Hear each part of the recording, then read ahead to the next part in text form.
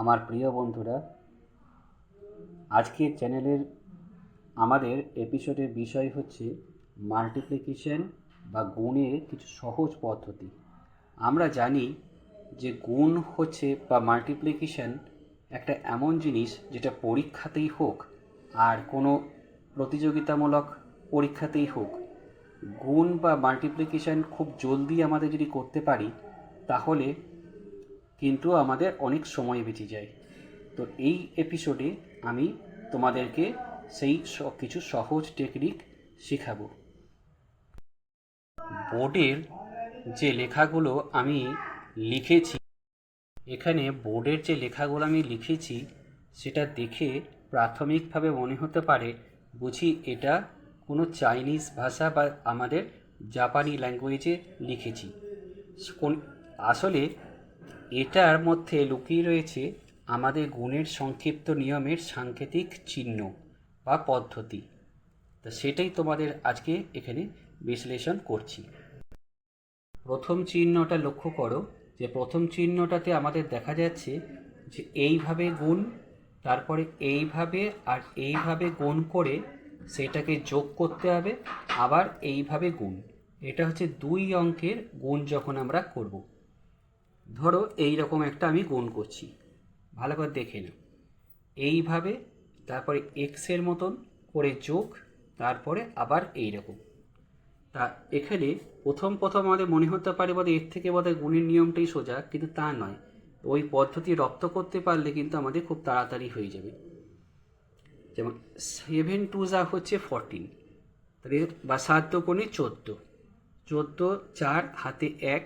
এবার আমি কি করব, এক্সের মতন করব, মানে 7 3 21 আর 2 2 4, 21 আর 4 হলো যোগ করে 25, 25 আর 1 26, 26 6 হাতে এবার আমার রয়েছে 2। এবার এমনি গুণ করতে হবে, 3 দুগুণে 6 আর 2 হলো 8। মিলিয়ে দেখে নাও যে আমাদের কিন্তু যা উত্তর হওয়ার কথা তাই এসেছে।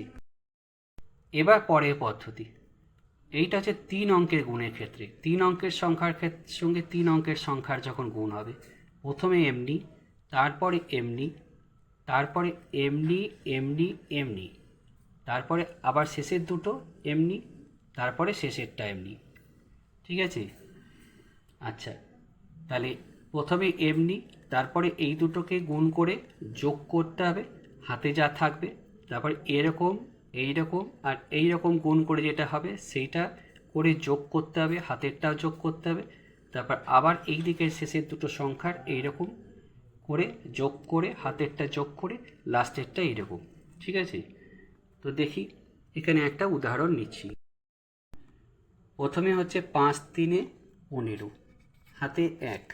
এবার আমাকে কি করতে হবে, এরকম ক্রস মাল্টিপ্লাই এক্সের মতন, 5 দুগুণে 10 আর 3 দুগুণে 6, 10 আর 6 হলো যোগ করে 16, আর একে 17 7 হাতে 1। এবার কি করতে হবে, এইরকম এইরকম আর এইরকম। তাহলে 5 3 15 আর 3 1 3, 15 আর 3 18 প্লাস 2 দুগুণে 4, 18 আর 4 22, 22 আর 1 23 আর 3 হাতে রইল 2। এইবার এই দুটোকে এক্সের মতন, 3 দুগুণে 6 যোগ 2 1 2, 8 আর 2 10 0 হাতে 1। এবার শুধু এইটা 3 1 3 আর হাতে 1 যোগ করে 4। হলো কি না? প্রথম হয়তো মনে হচ্ছে যে এই পদ্ধতিতে করতে গেলে আমাদের অনেক সময় লেগে যাবে, কিন্তু তা নয়। এই পদ্ধতিতে করলে আমাদের অনেকটাই সময় বেঁচে যাবে। তোমরাও এরকম করে পদ্ধতিতে, এই নতুন পদ্ধতিতে গুণগুলো প্র্যাকটিস করবে, তাহলে বিভিন্ন সময় পরীক্ষাতে আমাদের অনেকটাই সময় বেঁচে যাবে। ঠিক আছে?